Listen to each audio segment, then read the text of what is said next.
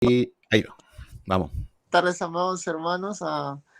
Hoy tenemos un live muy bonito y tenemos al hermano Sebastián Céspedes, que es un gusto siempre hacer un live con él. Y tenemos también al profesor José Gómez. Él es profesor del seminario Theological Faith and Truth. Y vamos a tocar este tema del Nuevo Testamento. Lo estaremos también en este nuevo bimestre dando con el profesor José. Así que esperamos que sea de mucha edificación para todos los que hoy se conecten. Pueden hacer sus preguntas, vamos a estar atentos y bueno, esperamos que sea de mucha edificación. ¿Cómo está mi hermano Sebastián? ¿Qué tal, Dani? ¿Cómo estás? Qué lindo. Bueno, estos son los temas que me gustan, ya los bíblicos y todo lo que tiene que ver con sumergirme en las escrituras. Yo soy un simple youtuber, no soy un teólogo ni nada, pero bueno, enseñamos con lo que hemos aprendido y con lo que nos apasiona, y por eso respeto mucho a las personas que tienen conocimiento, los escucho atentamente, así que va a ser un deleite para mí esta charla, este estudio. Amén, amén. Amén. Profesor José. Dios le bendiga, Dani. Amén. Y bendiciones, Sebastián. Sí, todo bien. Estamos listos para esta charla, muy ansiosos para ver cómo el Señor toma esto y cómo nos dirige en esta conversación que vamos a tener nosotros. Y espero que sea de gran bendición para todos los que se están conectando en esta hora. Quiero decirles que quizás van a haber personas que no vayan a ver hasta tan lejos en el Caribe, hasta tan cerca aquí en los Estados Unidos, igual que en Argentina. Así que es una gran bendición utilizar esta plataforma. Gracias, Sebastián, para nosotros poder tener este diálogo y aprender juntos y crecer juntos. Amén. Exactamente, esa es la idea. Acá estamos saludando a todo el grupo. Aparecimos de la nada, 3 de la tarde, lo difundimos un poco, pero bueno, ahí los hermanos se están conectando y bueno, aparecimos de la nada, pero igual esto queda grabado también y lo vuelven a ver, así que son los estudios que son lindos para volver a verlos. Amén. ¿No se escucha, Dani?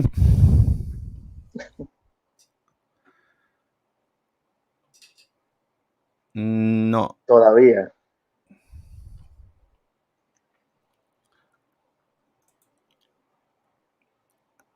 Ahí estamos solucionando un problemita de sonido, pero ya ahí estamos arrancando. Ahí saludamos a todos.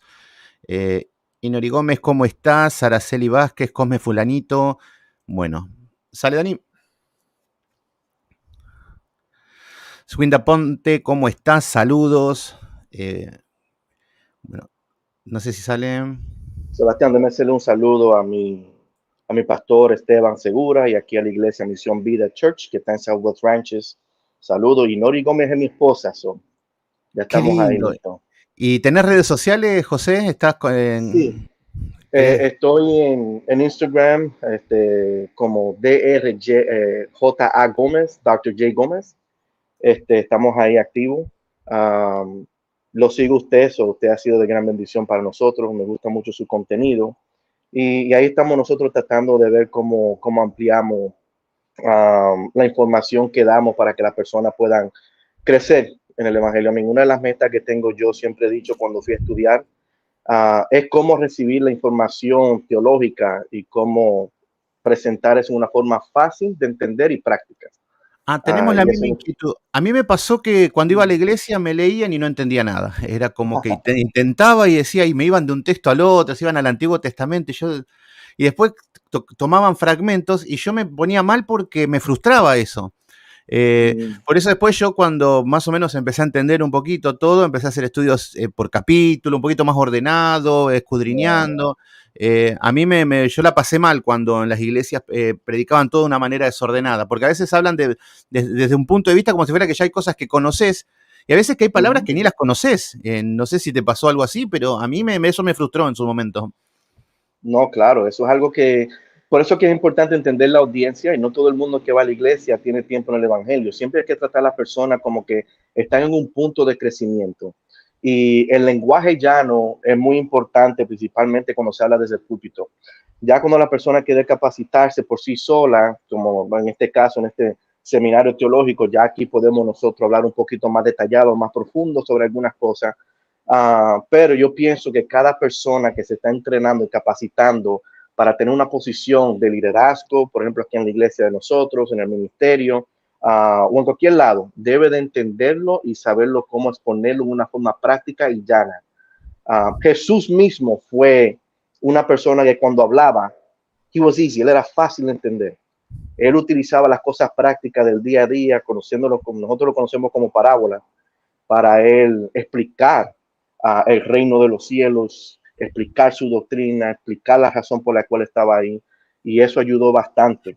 Así que es una gran bendición y nosotros tenemos que hacer lo mismo. Amén. Sí, sí, los grandes maestros están en lo que cuando enseñan se entiende. Eso es lo que uno se da cuenta que hay veces que por ahí no es necesario tanto lenguaje específico, palabras raras y todo. Y por ahí el Señor Jesucristo nos enseñaba con parábolas, le enseñaba a los discípulos que eran con las cosas más básicas y se aprendían, gloria a Dios. Esos son los maestros que son los que saben enseñar. ¿Solucionamos eso, Dani? Sí, ¿me escuchan? Ahí está, perfecto, muy bien, 10 puntos. Perfecto. Muy bien. Para los que quizás a primera vez lo conozcan al profesor José Gómez, quisiera, profesor, más bien que se presente algo breve nada más sobre sus estudios para que sepa las personas. Sí, perfecto. Gracias, Dani. Otra vez, siempre muy agradecido por ti, la oportunidad que tú nos das a nosotros. Mi nombre es José Gómez. Estudié en la Universidad Cristiana Logos, aquí en Jacksonville, Florida. Tengo un doctorado en ministerio, un Doctor's in Ministry, en teología aplicada. Ese fue el enfoque que tuve yo. También tengo un doctorado en filosofía con un enfoque en gerencia, management. He escrito ya varias publicaciones. Estamos ahora trabajando en un libro con el doctor Benny Rodríguez, que va a hablar sobre liderazgo en la iglesia. Pertenezco al liderazgo de esta gran comunidad llamada Misión Vida Church, la cual lidera el pastor Álvaro Segura, con los grandes líderes que tenemos. Vivo en Miami, Florida, bueno, en la ciudad de Pembroke Pines, pero Miami es la ciudad más conocida. Pembroke Pines está al norte. Vivo con mis dos hermosas hijas, Sofía y Yoseli, mi esposa, que estamos ya juntos a 20 años plus, y Nori Gómez. Vivo con mi hermoso suegro, Miguel Ortiz, y con mi mascota hermosa que se llama Obi-Wan Kenobi. Para los que saben de Star Wars, esa es mi mascota, un bichón que tengo. Y estamos en eso. Muy bien, qué lindo. Excelente, muy bien. Bueno, ya escucharon al profesor, entonces vamos a empezar con una oración para eso, hermano. Sí, profesor. Perfecto. José, si lo pudiera dirigir. Claro, bendición, amén. Padre, te damos gracias, Señor, una vez más por esta oportunidad que tú nos das, Señor, de utilizar esta plataforma para tus negocios, Señor, para ti, Señor, para glorificar quién tú eres y expandir el reino de Dios aquí en la tierra, Padre. Señor, en esta hora te pedimos, Señor, que tú nos uses a cada uno de nosotros para edificación, Señor. Así nosotros podemos crecer juntos, Señor, y, Padre, seguir caminando, Señor, en esa senda que tú nos has preparado y ser sal y luz en donde quiera que estemos, Padre. Aquí te damos la gloria y la honra, Padre, en el nombre poderoso de Jesús. Amén. Amén. Amén, amén. Muy buenas tardes para los que se están conectando. Hoy vamos a hablar sobre el Nuevo Testamento. Y pueden dejar sus preguntas. Hoy tenemos al hermano Sebastián y también al hermano José Gómez, que es el profesor del Seminario Teológico Faith and True. Y entonces vamos a empezar ya con este tema tan interesante, ¿no? Que a todos nos apasiona. Profesor José Gómez, ¿qué nos puede decir sobre qué es el Nuevo Testamento? Sí, cuando miramos el Nuevo Testamento, tenemos que verlo como la continuación del plan de Dios con su elegido, con su creación. Digo creación y elegido porque a través de la palabra de Dios es que se ha revelado a nosotros. O sea que eso está disponible para todos. Aquellos que son parte de su familia y aquellos que están fuera. Amén. Y seguimos esa misma línea. Y lo interesante del Nuevo Testamento es que cuando lo comparamos al Antiguo Testamento es más corto y se escribió en menos tiempo, pero ahí está cargado, está lleno de la vida de Jesús, de la doctrina que fue revelada a través del Espíritu Santo a los apóstoles, de cómo nosotros debemos de dirigirnos, y también habla mucho más sobre el crecimiento espiritual y cómo hacer cambios profundos y él demostrando ese Cristo que vive dentro de nosotros. Y eso es lo que nosotros vemos en el Nuevo Testamento en sí. La palabra testamento, cuando vamos al original, quiere decir pacto o un contrato, un agreement. Vemos que el Viejo Testamento fue el viejo pacto y aquí nosotros estamos viendo el nuevo pacto en sí, que habla el autor de Hebreos un poquito más detallado sobre ese mejor pacto que hay en Cristo Jesús. Lo que no podemos es, cuando estamos viendo el Nuevo Testamento, cancelar el Antiguo Testamento, porque sabemos que el Nuevo Testamento está escondido en el Antiguo Testamento. ¿Amén? Entonces, tenemos que no verlo como que, bueno, ahora tenemos una versión mejor y cancelar aquellas cosas. No. Como dije al comienzo de la definición, es la continuación de esa línea del trato de Dios con nosotros. Amén. Y tenemos que verlo de esa manera. Amén, amén. Hermano Sebastián, ¿qué nos puede comentar? Bueno, en el Nuevo Testamento, cuando uno recién toma una Biblia y dice por primera vez que dice, wow, qué letras finitas, qué hojas tan delicadas. Bueno, cuando lo primero que entramos y uno dice, wow, ¿qué es este libro? Lleno de letras, lleno de números y todas esas cosas. Bueno, lo primero que a veces les digo a las personas cuando recién llegan y se encuentran con este libro, que es como choqueante ver, es como que choquea la Biblia uno al verla, es como que uno cuando llega a abrir la Biblia es como que no se experimenta algo, no sé si será con todos, pero uno se encuentra con un libro, no sé, que quedamos como sorprendidos. Bueno, lo primero que les digo es que lo dividimos en dos. Lo dividimos en antes de Cristo y después de Cristo. Lo partimos desde ahí. Donde lo mismo hace Cristo en nuestras vidas, que no es lo mismo nuestra vida antes de Cristo, después de Cristo, y lo partimos desde ahí. Entonces, en el Nuevo Testamento, lo que vamos a encontrar es que va a contener las enseñanzas del Señor Jesucristo y de los apóstoles para la iglesia de Cristo y todo lo que es el plan de salvación. Por ejemplo, pero en sí, muchos dirán, no, incluso vieron, no sé si alguna vez les llegó que regalan Biblias del Nuevo Testamento y parten desde ahí, como si fuera que antes no pasó nada, o algunos te dicen, yo soy del Nuevo Testamento, Dios bueno, el Antiguo Testamento, Dios malo. No, tampoco es así. Es el mismo Dios, la misma Biblia, nada más que en el Antiguo Testamento se habla de Cristo, pero está velado, no lo podemos ver, lo vemos en el tabernáculo, lo vemos en todos los hombres de las Escrituras, está en todos lados, nada más que no lo vemos. Por eso me apasiona el Antiguo Testamento. Y en el Nuevo Testamento ya está Cristo revelado. Ahí es donde está, donde dice, yo soy el buen pastor. Este era el de Salmo 23. Yo soy, bueno, y cuando empieza a hablar decimos, wow, se reveló todo. Es como decir, qué bendición de que el plan de salvación y ya tenemos el Nuevo Testamento, todo el plan revelado. Imagínense, pobre, los judíos que tenían que, no sé, que hacer sacrificios de animales, no entendían bien qué significaba, tenían que hacer ceremonias, todo hablaba de Cristo, pero estaba velado. No podían llegar a... Hoy tenemos el plan de Dios revelado en este libro. No hace falta más que venga un chamán que te diga, el Señor me dijo, no, el Señor no te dijo nada, ya está todo en la Biblia, está todo revelado el plan de Dios. Entonces ahí tenemos todo lo que es las enseñanzas del Señor Jesucristo, que ahora vamos a hablar un poquito de los evangelios y esto, y lo que es las enseñanzas de los apóstoles, porque el Señor le deja a los apóstoles lo que es ya la doctrina y todo lo que es para la iglesia de Cristo. Entonces, con ese orden partimos desde ahí de lo que es por lo menos el Nuevo Testamento y qué se diferencia del Antiguo Testamento. Así es. Cuando preguntan las personas que van a estudiar la Biblia, ¿qué libro recomienda para empezar? Siempre se le recomienda el libro de Juan, que es un lenguaje sencillo, pero hay una cosa importante que para poder entender, por ejemplo, Hebreos, que es bien profundo, tienes que saber el Antiguo Testamento. Importante. Para que sepas Apocalipsis y quieras hablar de los tiempos finales, tienes que saber el libro de Daniel. O sea, es importante porque a veces se deja el Antiguo Testamento como que no fuera muy importante porque ya estamos en el tiempo de la gracia, pero no es importante el Antiguo Testamento, ¿no? Y además, pues, ¿no? Que Dios dice que es el mismo de ayer, hoy, o sea, su carácter no cambia, ¿no? Esa cosa es muy importante para especificar del Nuevo Testamento. Bien, ¿qué son los evangelios sinópticos, profesor José? Sí, mi hermano. Los evangelios sinópticos son, bueno, cuando los vemos y abrimos la palabra de Dios y vamos al Nuevo Testamento, los primeros tres evangelios que vemos, Mateo, Marco y Lucas, esos son los evangelios sinópticos. Ahora, ¿qué quiere decir la palabra sinóptico?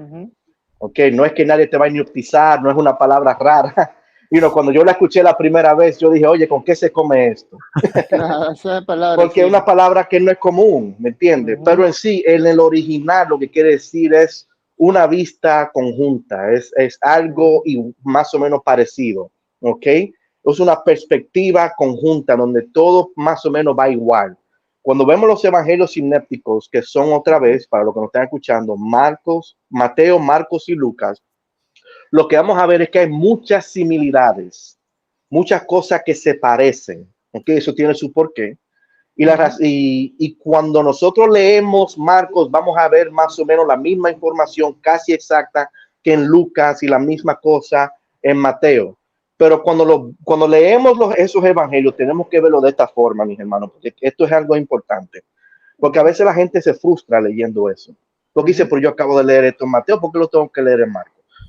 Míralo de esta manera. Mira que hay tres diferentes artistas que están haciendo un cuadro, están pintando el mismo árbol. Cada cual va a tener un detalle diferente, aunque sea el mismo árbol. Y de ahí, cuando estamos leyendo el Evangelio, principalmente esos tres primeros libros, por ejemplo, Lucas y Mateo tienen la genealogía de Jesús que no está en Marcos. ¿Me entiendes? La genealogía que tiene Lucas es completamente diferente y tiene un propósito diferente que la que tiene Mateo. Entonces, aunque sean iguales, hay sus diferencias ahí y tenemos que prestarle atención a esas cosas. Yo pienso que eso debe de motivar al lector y al estudiante a seguir profundizando un poco más en la escritura y buscar esa diferencia.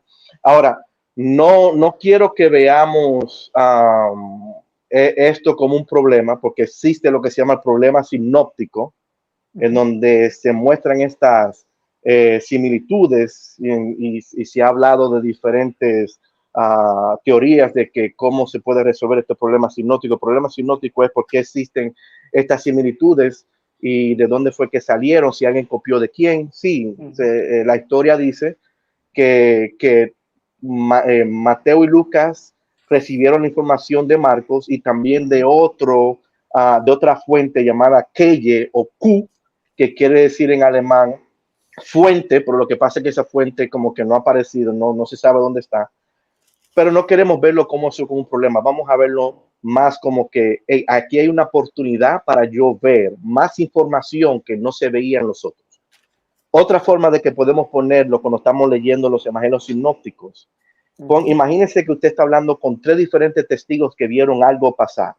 Cada cual va a tener un detalle diferente que el otro tenía. Y tenemos que verlo de esa manera. Así que yo motivo a aquellos que están empezando la palabra de Dios, leyendo Mateo, Marcos y Lucas, que aunque hay similitudes entre sí, porque son sinópticos, son conjuntos en su visión, también hay diferentes detalles que tenemos que ponerle atención. Amén, así es. Bueno, a ver, ¿yo qué puedo sumar a esto? A ver, los evangelios sinópticos, a mí no se me parecía tan raro, sí parece como hipnótico, algo raro, pero yo como vengo de la docencia se hablaba mucho de hipnótico, esa palabra era como de la visión, panóptico, era como muy de una observación, de perspectiva. Yo soy profesor de ciencias sociales, entonces siempre esa palabra la tenía en la cabeza. Pero yo sé que uno llega y dice, evangelio sinóptico, no sé, yo acepté a Cristo, yo vengo del mundo, no entiendo nada. Pero bueno, y a la respuesta que dijo Dani, les digo una que está buenísima esta. Decía, ¿con qué libro empezar? Yo escuché una pastora que dijo, mira, agarrá la Biblia así, la tomás y hace esto. Hace así, así, así, y donde parás, ahí es donde Dios te dice que estudies. Claro. Menos mal que no caían donde Judas se ahorcó o cosas así, porque no, era una locura. Pero bueno, lo que dice Dani, sí, primero un evangelio. ¿Por qué? Porque incluso personas que también han estado en iglesias y han estado un poco con doctrina y conocen a medias y lo que sea, lo importante es que estén cara a cara con Cristo ahí. Jesús, Jesús, Cristo, Cristo. Acá no hace falta que cuando empiezan en Cristo, se tienen que llenar de Cristo, están secos. Entonces lo primero es uno de los evangelios. Sí, Juan es uno de mis evangelios que más me gusta, pero sí, acá hablamos de una similitud entre estos tres, entre estos tres hombres. Bueno, los cuatro en sí, los cuatro evangelios nos va a hablar de la misma perspectiva de un solo actor principal, que era Jesús. Entonces, cada uno lo veía con sus propios ojos. Por ejemplo, ahí estuve anotando un poco porque siempre me olvido. Por ejemplo, Marcos lo veía como un siervo. Era la perspectiva de él. Él veía, no podía creer de que Jesús le esté lavando los pies a Judas, de que Jesús esté durmiendo, no tenga dónde recostar su cabeza, que esté dispuesto a servir, que siempre estaba presto para servir al prójimo. Decimos, wow, entonces el enfoque va a ser como muy didáctico, muy preciso, y el servicio de Jesús. Por eso empieza el libro de Marcos y ya empieza a servir. Cristo, Cristo, Cristo. Empieza el servicio, Cristo, y todo lo que es el servicio de Cristo. Ese era el enfoque y la perspectiva. Después vemos, por ejemplo, que Mateo lo ve como el rey. Es decir, wow, él dice, acá tenemos al rey de reyes. Acá, incluso él le tenía que decir a los judíos, acá está el rey, acá está el Mesías, acá está el que vino. Entonces, cada uno con el impacto que tenía, iba redactando con el enfoque, con la óptica que uno ve. Por esto de lo sinóptico, de que cada uno lo está viendo con su perspectiva. No es que son cosas diferentes. Es el mismo evento, pero con diferentes enfoques. Por ejemplo, como estábamos diciendo ahí, si hay un choque en la esquina, y siempre hay un grupo de personas, le preguntamos a uno y te dice, no, pasa que viene el auto y lo chocó. Viene otro, no, viene un extraterrestre y claro, cada uno ve lo que sus ojos le muestran. Cuando vemos, por ejemplo, Lucas es un médico. Lucas estaba con el lado de la ciencia y claro, por eso vemos que decía, y el niño iba creciendo, entonces veía con un enfoque, como un enfoque médico, científico, y no podía creer cuando Jesús hacía los milagros, es como que no podía cuadrar eso, un hombre de ciencia, y veía las cosas que corroboraba, y ese era el impacto que vemos en Lucas. Por eso él, por ejemplo, él fue el único que observó cuando dice que en Getsemaní el Señor Jesucristo estaba sudando sangre. Claro, y eso lo puede ver un médico nada más. Para nosotros por ahí decimos ni fu ni fa, pero él vio eso. Y después vemos que hay una enseñanza que nos habla del alto estrés, de la depresión y todo lo que estaba viviendo, que eran consecuencias naturales.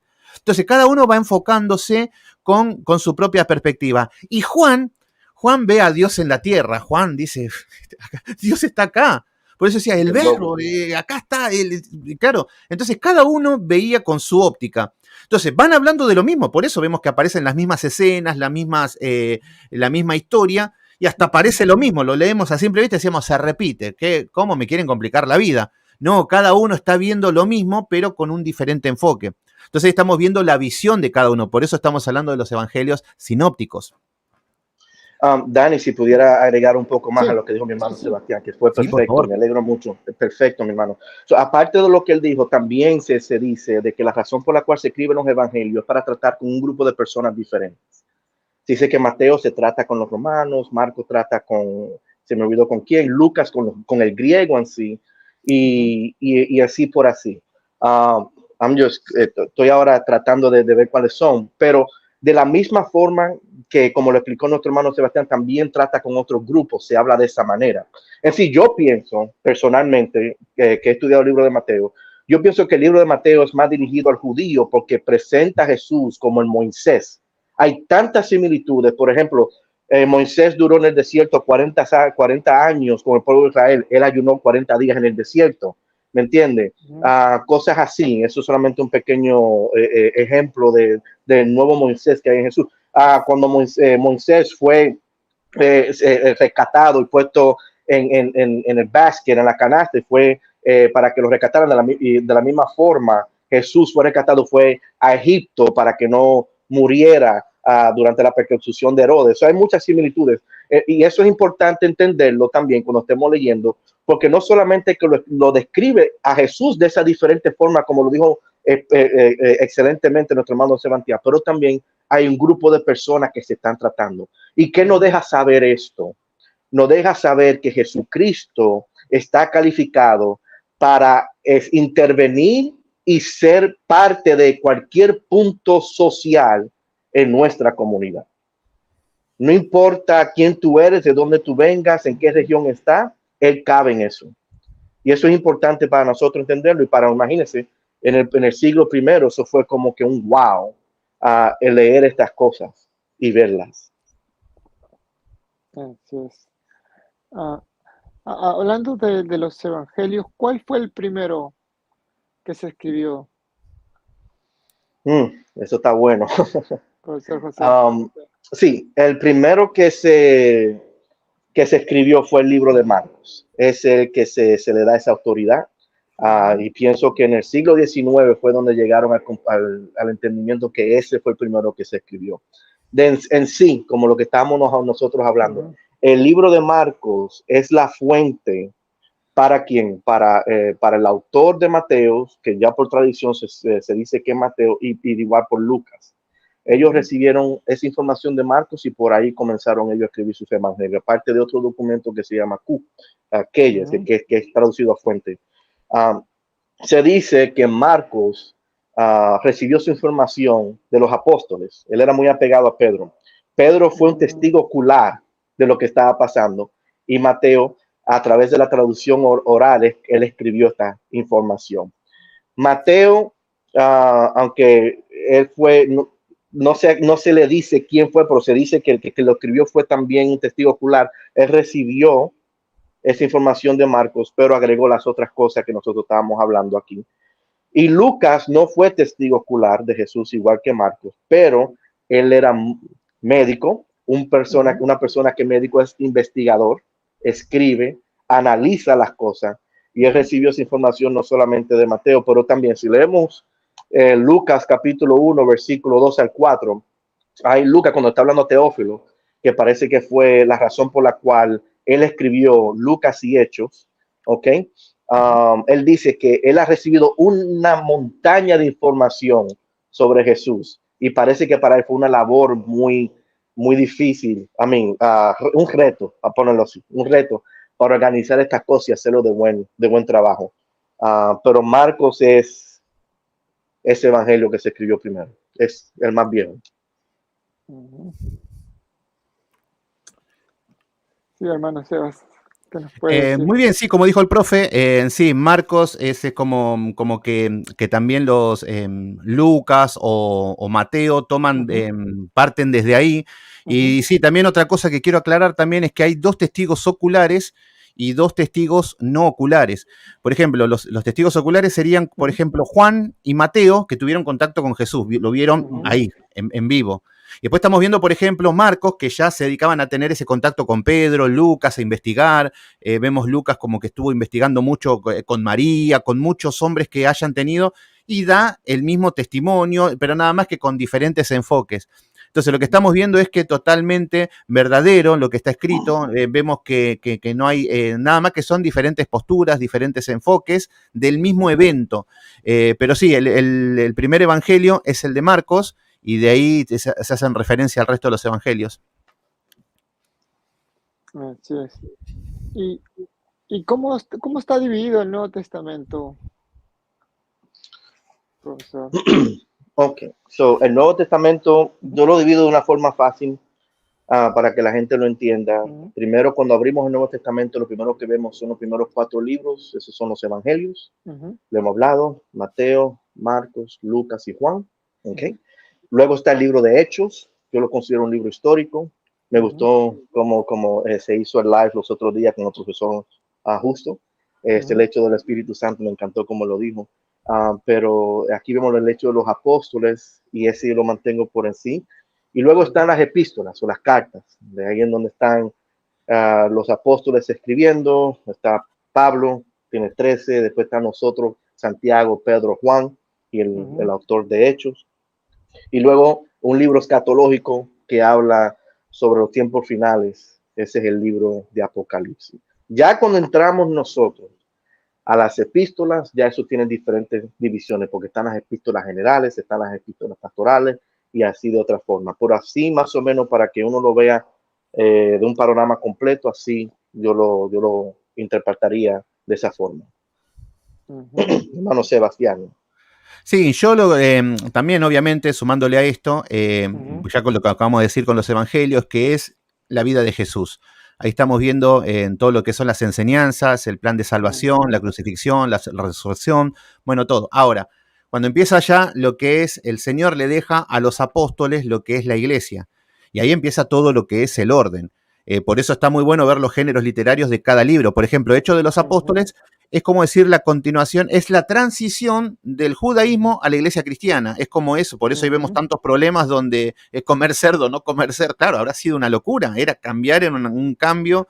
Y ahí los apóstoles tenían que empezar llevó un tiempo prudencial donde tenían que empezar a ordenar todo y por eso cada carta tenía las necesidades de ciertas iglesias.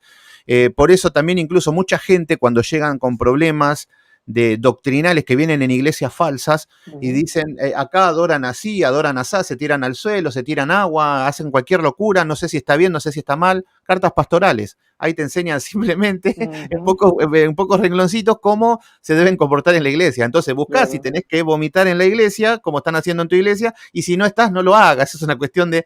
Pero al ver un libro tan grande y quedarse avasallado con tanta letra, van a decir, pero David ansaba. Y vos decís, ay Dios mío, a ver, ¿qué tiene que ver que David ansaba? Y ahí está el problema cuando la gente no sabe hacer vivencial las escrituras, porque ni siquiera saben los géneros literarios.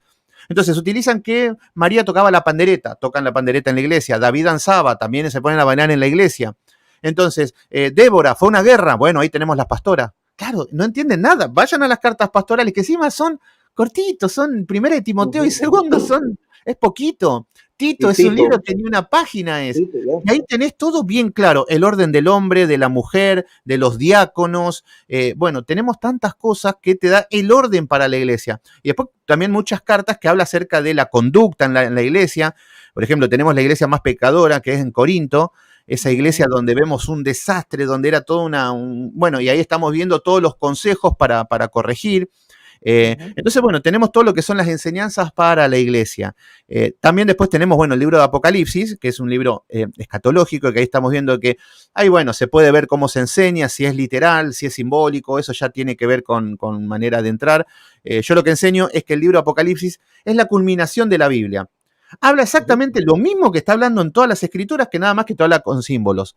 Entonces ahí encontramos nuevamente, ahí es otro tema donde hay que entrar, pero es un libro muy lindo, pero mucha gente ha quedado traumada con ese libro, mucha gente han vendido sus casas, gente en la pandemia, gente dejaron de llevar hijos a la escuela porque decía que ya era el fin del mundo, porque Apocalipsis, porque la marca de la bestia, no es para eso. Es más, Apocalipsis, todo lo contrario, es para darnos paz, tranquilidad de cómo tenemos que vivir los cristianos en un mundo pecador y que el Espíritu Santo está obrando.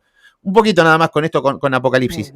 Así como dijimos de que tenemos los 4 evangelios y el actor principal es Jesús, en Apocalipsis tenemos la iglesia, el Espíritu Santo, en el medio del mundo con las tinieblas y Satanás. Entonces vemos exactamente lo mismo, vemos las tinieblas, Satanás representado con el 666, con la bestia, con el dragón, con todo, la iglesia, por eso habla a las 7 iglesias, por eso habla al pueblo de Dios, a los santos, y vemos el Espíritu Santo que siempre está guardando a su iglesia. Siempre vemos exactamente lo mismo, nada más que con diferentes cámaras.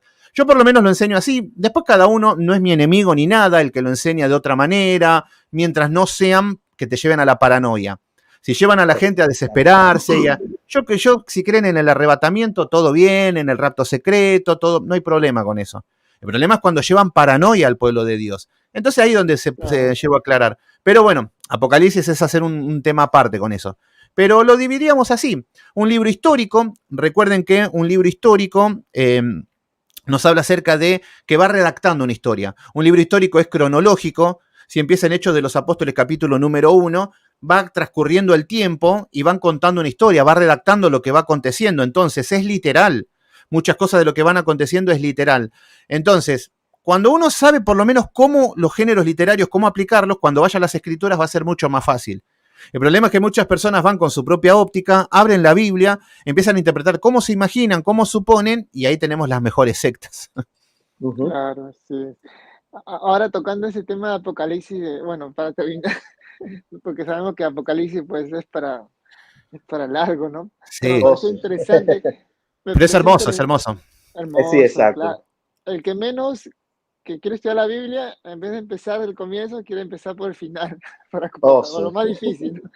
Pero bueno, la idea es que, ahora que mencionó el hermano Sebastián sobre que cuando la gente habla de Apocalipsis le da miedo, hay un pasaje que dice que cuando estas cosas suceden, erguíos, levantad vuestra cabeza porque vuestra redención está cerca, ¿no? O sea, ese versículo me pareció interesante porque mayormente a nosotros cuando nos hablan de estas cosas que van a acontecer en los tiempos finales, a veces pueden provocar temor, pero tenemos una esperanza, ¿no? A los que estamos perseverando en los caminos del Señor, que lo que viene es mejor, ¿no? Que lo que estamos pasando, como dice el apóstol Pablo, ¿no? Ah, Justamente la pregunta va relacionado a este personaje que uno de los que más ha escrito en el Nuevo Testamento, que es el apóstol Pablo. Desde su llamado por Dios en el camino a Damasco, cuando tuvo un encuentro con Jesucristo, ¿no? ¿Cuánto tiempo le tomó al apóstol Pablo para predicar el Evangelio, profesor José? Amén, Dani. Cuando nosotros vamos a la historia de Pablo y comenzamos a analizar, organizar las escrituras, más o menos también lo que él ha hablado de sí, vemos lo que le ha pasado en el libro de los Hechos, en Gálatas en sí, y los historiadores, se ha llegado a la conclusión de que luego de su conversión, él se fue a Arabia, duró 3 años allá, antes de que iniciara su ministerio. Su ministerio duró más o menos 20, no sé, Sebastián, cuánto tiempo tú le pones, pero yo le pongo de 20 a 25 años, casi 30, fue su ministerio. Por en sí, él duró 3 años antes de iniciar su ministerio. Él estaba en Arabia. A mí se pueden hablar de diferentes cosas que pasaron durante ese tiempo, pero ese es el momento que duró. Es interesante, porque también los apóstoles duraron esa cantidad de tiempo con Jesús. Y quizás podemos decir que quizás tuvo un mayor encuentro con Jesucristo durante ese tiempo. No hay evidencia que hable de eso, pero que yo sepa.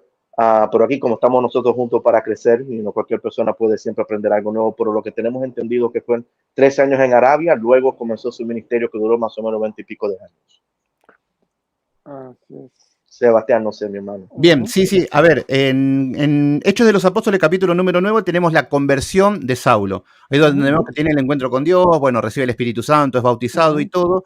Y en el versículo número 20 nos dice que, y enseguida predicaba a Cristo en las sinagogas. Él como que seguía el ministerio, recuerden que él venía siendo un cazacristianos. Ahora se convierte y ahora está predicando en las iglesias. Y acá es donde lo que dice José, que a los 3 años. A los 3 años estaba predicando en las sinagogas. Pero lo que va a acontecer es que en Hechos de los Apóstoles, capítulo número 13, Saulo comienza su primer viaje misionero donde va a Antioquía. Y ahí pasan de 10 a 12 años. O sea que desde la conversión que tiene el encuentro con Jesús, van a pasar 10 o 12 años para que lo llamen desde Jerusalén oficialmente y van a levantar una iglesia en Antioquía. Recuerden que también Saulo no era de confiar. ¿Qué hacemos? Lo ponemos, porque vieron que hoy en día, no sé, por ejemplo, se convirtió Cristian Castro, buenísimo, es el pastor de todos ustedes. Bueno, los apóstoles no se manejaban así. Era un erudito, era un genio, era un hombre apasionado por las escrituras, pero todos dudaban de que a ver si este se está infiltrando con nosotros y después viene y nos mata a todos, porque era todo un tema en esa época. Y bueno, y los apóstoles no se manejaron de manera imprudente. En todo ese tiempo, Saulo ya hasta parecía que se había abortado el plan de Dios porque no era tenido en cuenta por nada por Jerusalén, y en un momento le dice a Bernabé, bueno, Bernabé, quieren ir a abrirte una iglesia en Antioquía, le dice. Sí, pero yo no entiendo ni el lenguaje, no entiendo nada, ya sé, voy a buscar a Pablo.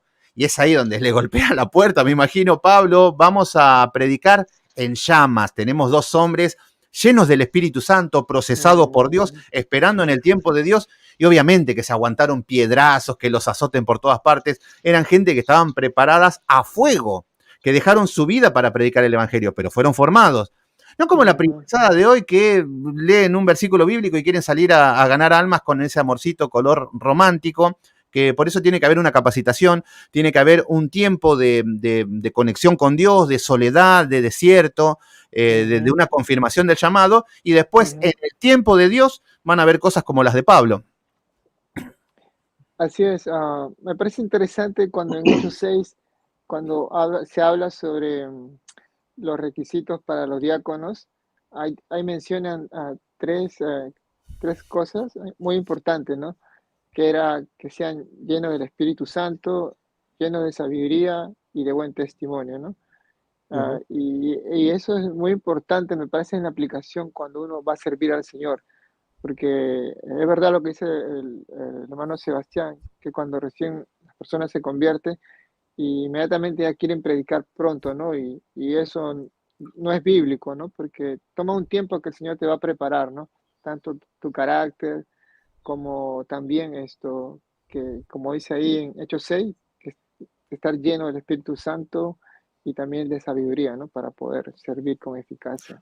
Una cosa es dar testimonio como la mujer samaritana, de contar la Mm, experiencia con Jesús y contarle a todo mm, el mundo, y otra cosa ujú, es enseñar y predicar y ponerse en posición de maestro. así es, Son cosas muy diferentes.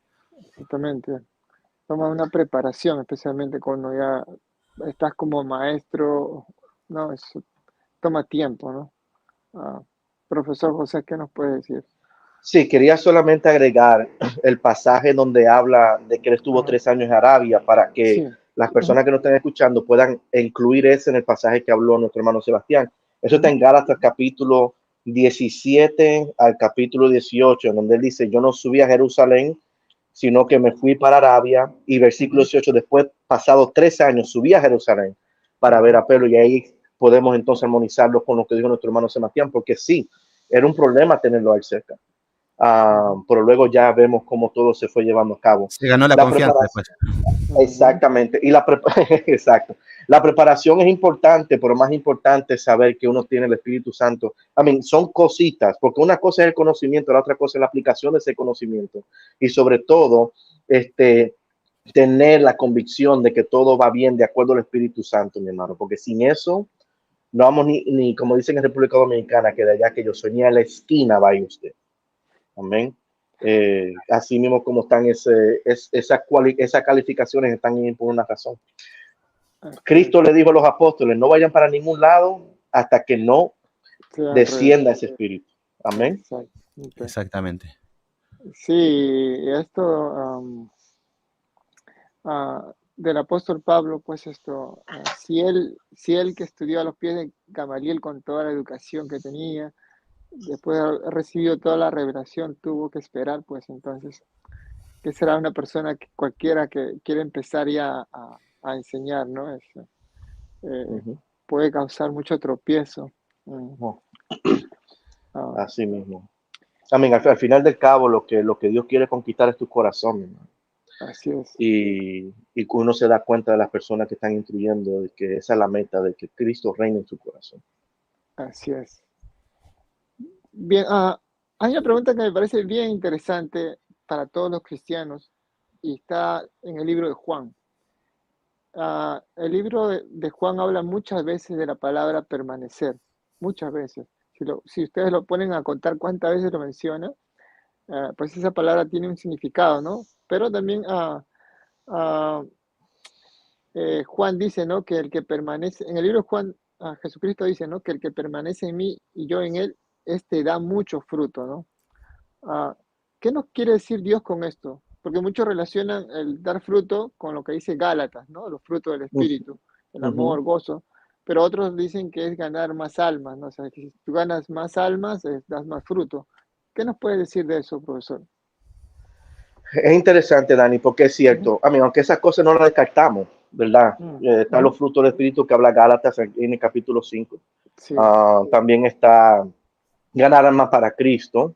ujú, También si leemos el libro de Nicola Francini, el doctor Nicola Francini habla sobre ese mismo pasaje ok, y él explica de qué es el fruto. Me gusta mucho su definición. Y ujú, también el pastor Michelin Soulain, él habla ujú, sobre esto y en sí da una clase sobre esto. Me llama mucho la atención cómo ambos ujú, definen esto y yo lo ujú, entiendo de esa manera. ujú, Para no tomar mucho tiempo, porque ujú, para desglosar esto, llegar a un entendimiento, tenemos que ir del capítulo 5, de Juan 15, el 1 al 8, leerlo ujú, bien, y luego tenemos que brincar a Juan capítulo 14. Me gustaría hablar un poquito de eso, pero en otro tiempo. ujú, Pero la forma más práctica que yo lo puedo presentar de esta forma. ujú, Pienso que tenemos que mirar la metáfora que está utilizando Jesús, ¿ok? ujú, Porque Jesús en sí habla del fruto, pero no habla no habla del fruto, no lo explica qué es. ujú, Él solamente da pistas.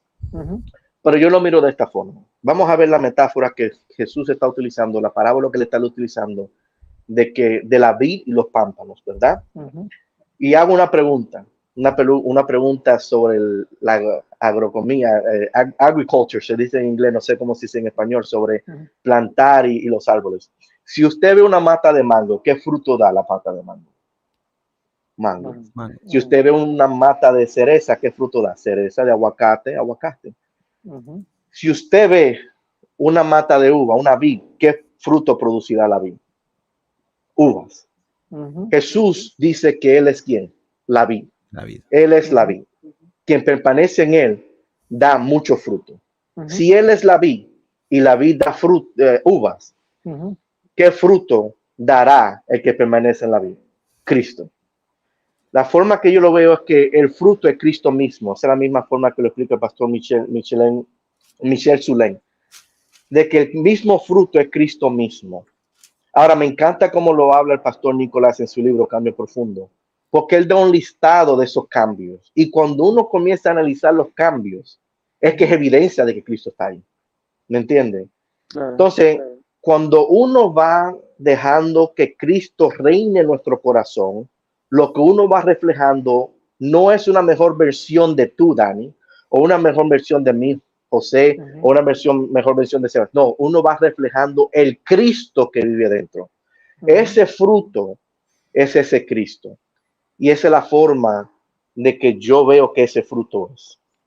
Amén. De que Cristo es ese fruto. Y mientras más nosotros vamos echando al lado el yo, matando eso, dejando de que Él crezca, quien vamos a reflejar no es una mejor versión de usted, sino es Cristo que vive en usted. Amén. Mi hermano Sebastián.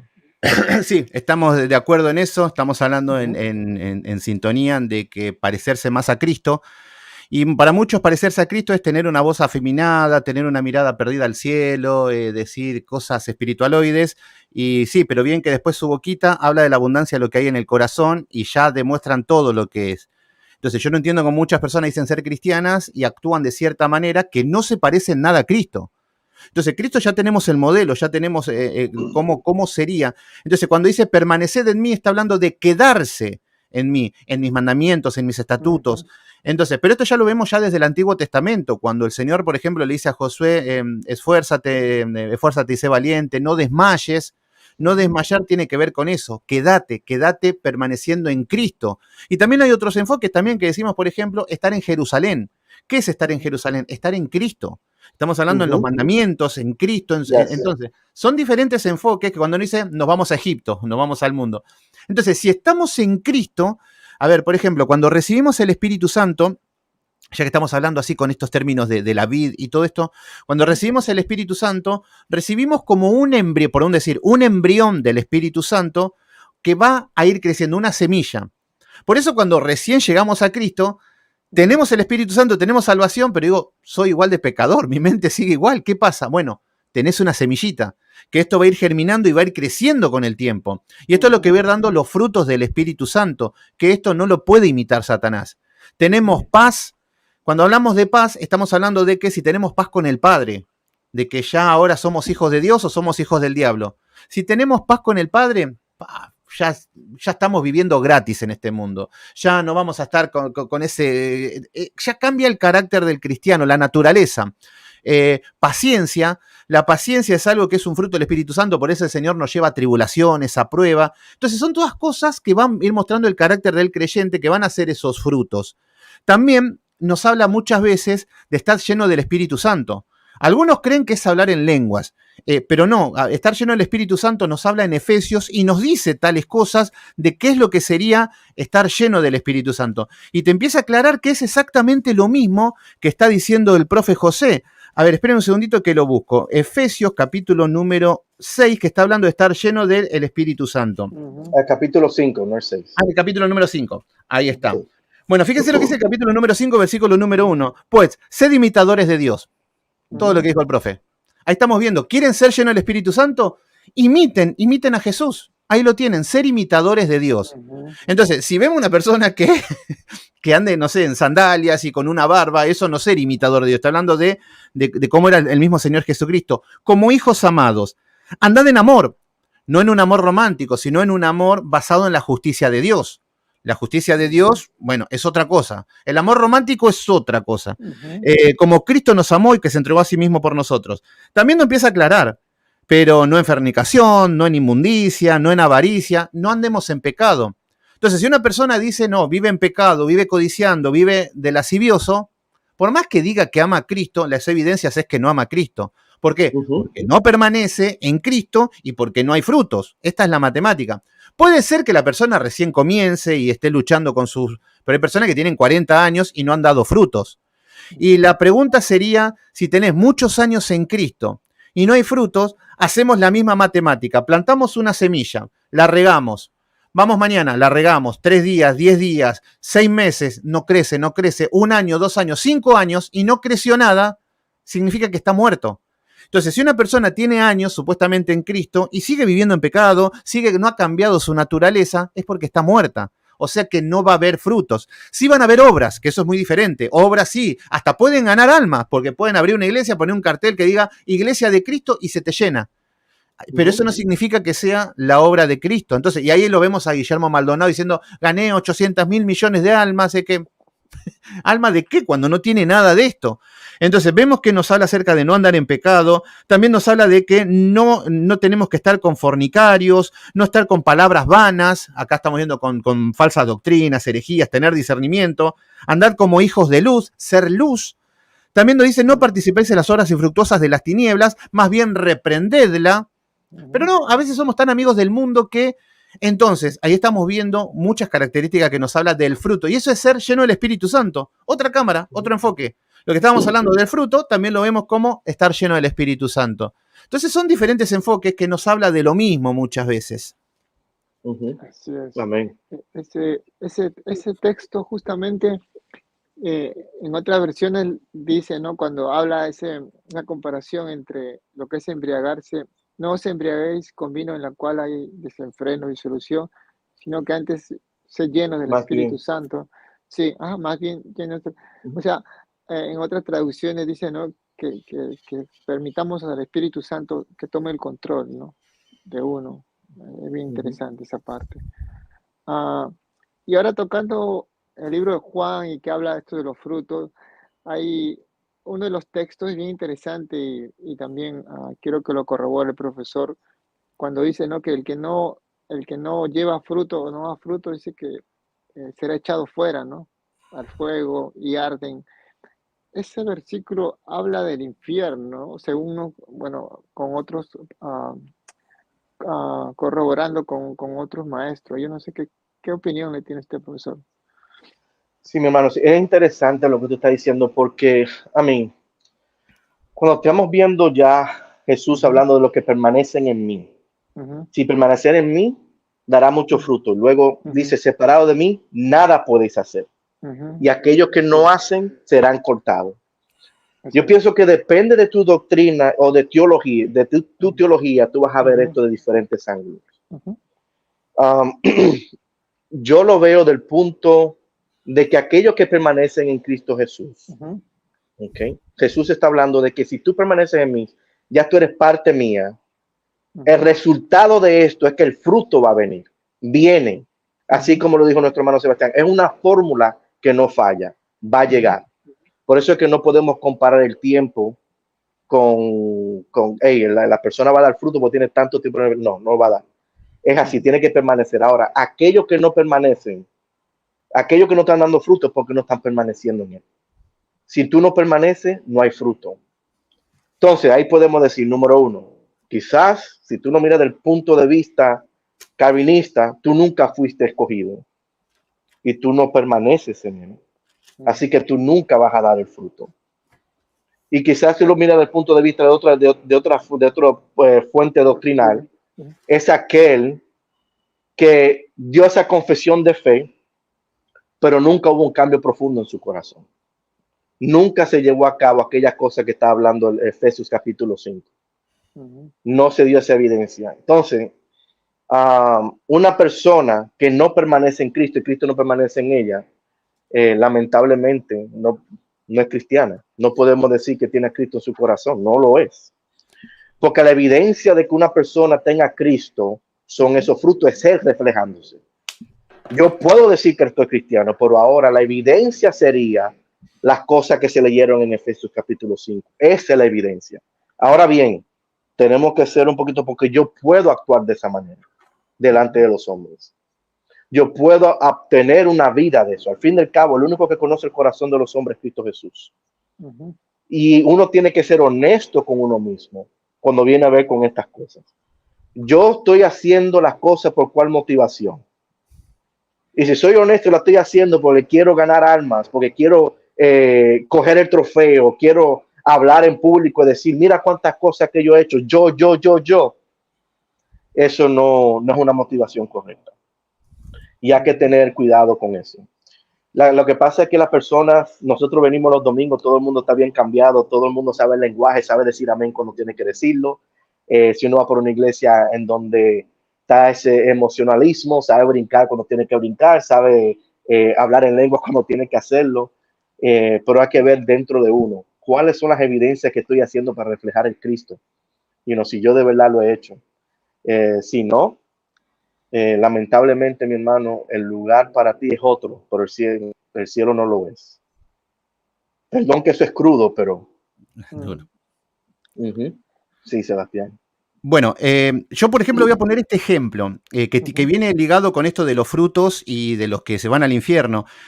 Por ejemplo, en Mateo capítulo número 25 tenemos el juicio a las naciones y en el versículo número 33 nos dice que el Señor va a poner a las ovejas de un lado y va a poner a los cabritos a la izquierda.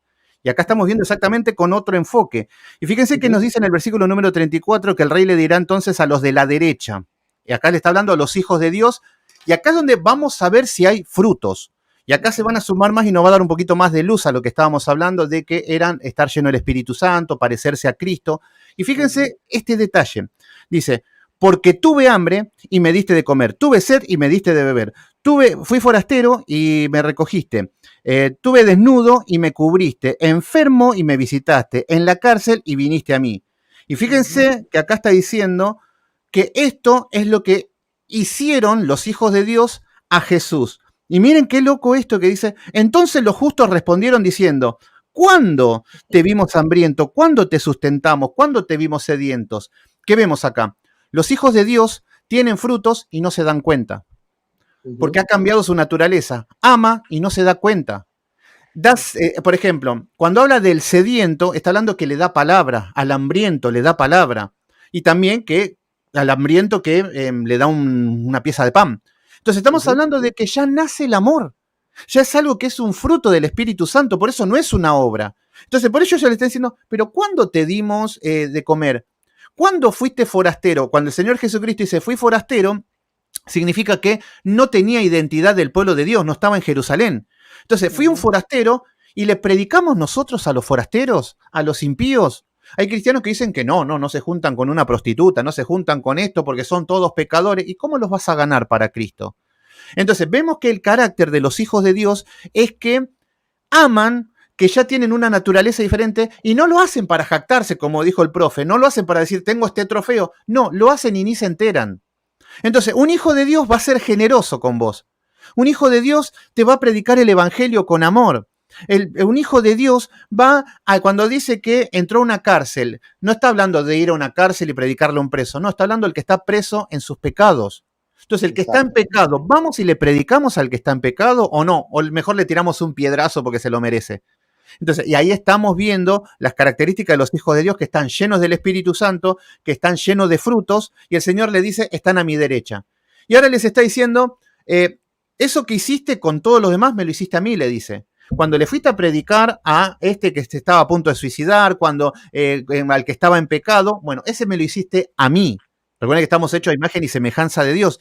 Entonces, por eso los hijos de Dios no vamos a llegar al cielo jactándonos, acá estamos llenos de obra. No, ¿qué hicimos? No sé. No tenemos malicia, por eso estamos viendo que el fruto del Espíritu Santo es benigno. Entonces ya no tenemos esa malicia de engañar, de estafar, de denigrar. Ya sin darnos cuenta cambia esa naturaleza. Por eso es un proceso de santificación el que estamos viviendo. Y después vamos a ver que a los cabritos que se van al infierno, está diciendo que a estas personas le hicieron, por cuanto no me diste de comer, no me diste de beber. Hicieron miles de obras seguramente, pero no hicieron lo que Dios le mandaba, que era de tener misericordia. Entonces a ellos le dice, apartados de mí, al fuego eterno preparado para el diablo y sus ángeles. Exactamente lo mismo. Y ahí estamos viendo lo mismo, condenación y salvación. Quería agregar, Sebastián, si está bien, mi hermano. Sí. Porque es importante, ya que estamos leyendo esto para los que nos están escuchando, lo que está hablando nuestro hermano Sebastián no es una teología basada en obras, no lo es. Es una teología basada en amor, son dos cosas diferentes. Uno hace las cosas cuando el amor no está, uno lo hace por diferentes motivaciones. Puede ser por culpa, por temor, por orgullo o por egoísmo. Pero cuando lo haces por amor, las cosas fluyen así por sí solas. Y hay que poner atención a eso porque a uno no le dice, bueno, es algo que yo tengo que hacer, obras. No. Ya cuando el factor del amor está presente, que es el primer fruto del espíritu, amor, ya todo corre por sí solo. Solamente quería tirar eso ahí, mi hermano. Qué lindo, amén. Amén, amén. Si hay alguna pregunta interesante, hermano Sebastián lo puede mencionar. Sí, hagan sus preguntas, mis queridos hermanos, en cuanto al Nuevo Testamento. Ahí no sé, que estaban hablando del judaísmo, no sé, a veces se pueden hablar cualquier cosa. Sí. Pero si quieren acá tienen al profe, aprovechen. ¿Dónde están haciendo estos cursos? ¿En los seminarios? ¿Son virtuales? Díganle a la gente que están viendo, que están escuchando atentamente. Bueno, lo voy a mencionar. Sí, el profesor va a enseñar este bimestre con nosotros en el Seminario Teológico Faith and Truth y va a empezar su clase el 3 de junio, pero pueden inscribirse.